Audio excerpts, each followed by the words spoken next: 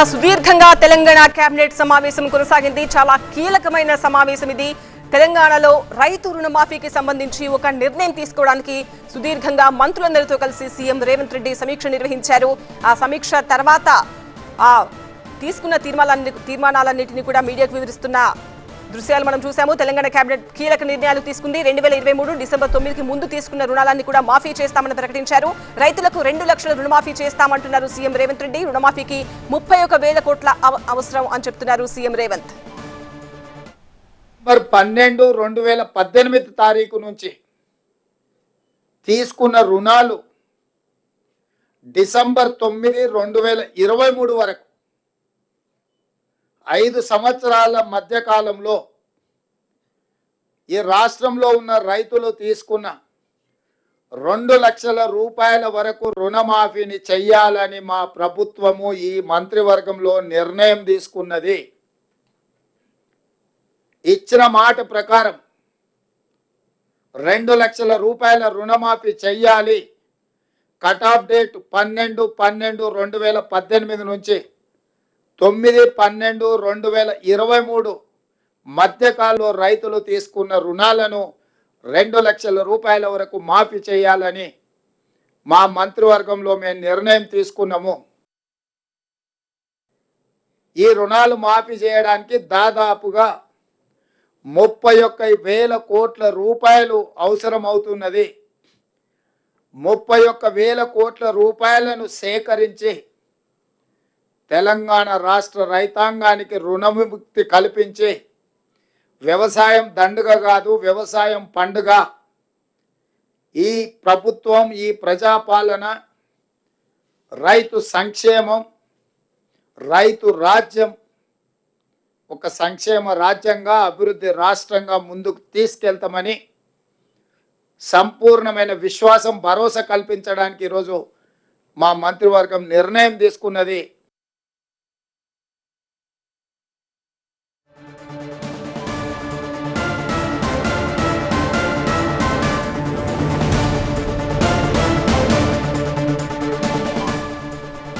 మరింత సమాచారం టీవీ ప్రతినిధి ప్రభాకర్ అందిస్తారు.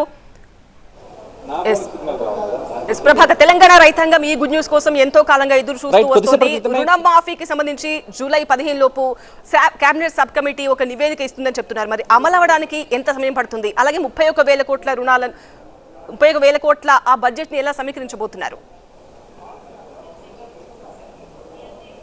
రైట్, సీఎం రేవంత్ ఇంతకుముందే క్లియర్గా చెప్పారు. 31,000 కోట్ల రూపాయలు ఈ రుణమాఫీకి అవసరమవుతుంది. కాంగ్రెస్ పార్టీ ప్రభుత్వం ఏదైతే మాట ఇచ్చిందో, ప్రభుత్వంలోకి వచ్చిన తర్వాత కానీ, ఎలక్షన్స్ ముందు కానీ, వరంగల్ డిక్లరేషన్లో కానీ దాన్ని పూర్తి స్థాయిలో అమలు చేసే బాధ్యతను తీసుకుంది. సో ఈరోజు క్యాబినెట్ నిర్ణయం తీసుకుంది.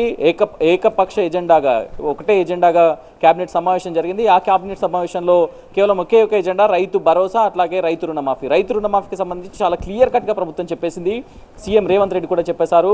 ఇంతకు ముందు వారిగా కాకుండా, విడతల వారిగా కాకుండా 31,000 రూపాయలతో 2023 డిసెంబర్ 9 వరకు కట్ ఆఫ్ తేదీ నిర్ణయించుకున్నాం. సో ఇప్పటి వరకు ఎవరైతే 2 లక్షల రుణం వరకు ఉన్నారో వాళ్ళందరికీ కూడా రుణమాఫీ చేస్తామని ప్రకటించారు. సో దీనికి సంబంధించిన నిధుల సమీకరణకు సంబంధించి ఎక్సర్సైజ్ జరుగుతుంది. సో దాన్ని 2-3 రోజుల్లో ఉప ముఖ్యమంత్రిగా ఉన్న ఆర్థిక శాఖ మంత్రి బట్టి విక్రమార్క క్లారిటీ ఇస్తారు మీకు అని చెప్పారు. సో ప్రభుత్వం అయితే చాలా కాన్ఫిడెంట్గా క్యాబినెట్లో ఆమోదించింది, క్యాబినెట్లో అప్రూవల్ తెలిపింది. రైతు రుణమాఫీకి సంబంధించి గ్రీన్ సిగ్నల్ ఇచ్చేసింది. రైతు రుణమాఫీ కాబోతుంది అనేది అయితే సీఎం రేవంత్ రెడ్డి స్వయంగా చెప్పిన పరిస్థితి కనిపిస్తుంది. ఇక రైతు భరోసాకు సంబంధించి 22,000 ఎకరాలు ఇంతకుముందు ఫామ్ హౌస్లు, ఆగర్భ శ్రీమంతులు, జూబ్లీహిల్స్లో నివాసం ఉండే వాళ్ళకి, నేషనల్ హైవేస్కి ఇట్లా దీంట్లో కలిసిపోయిన భూములకు కూడా 22,000 ఎకరాలకు రైతు బంధునిచ్చారు. కాకపోతే ఇప్పుడు దానికి ఫుల్ స్టాప్ పెట్టబోతున్నాం. సో దానికి సంబంధించిన విధి విధానాలు రెడీ చేయబోతున్నాం అని చెప్పారు. సో మొత్తానికైతే ఒక పెద్ద బ్రేకింగ్ అనే చెప్పాలి. రైతు రుణమాఫీకి సంబంధించి రైతాంగానికి ఒక పెద్ద గుడ్ న్యూస్ అనే చెప్పాలి. సో ఇప్పుడు రైతు భరోసాకి సంబంధించి ఎలాగైతే కొన్ని కండిషన్స్ ఉంటాయని చెప్తున్నారు, రైతు రుణమాఫీకి కూడా అలాంటివి ఉంటాయా?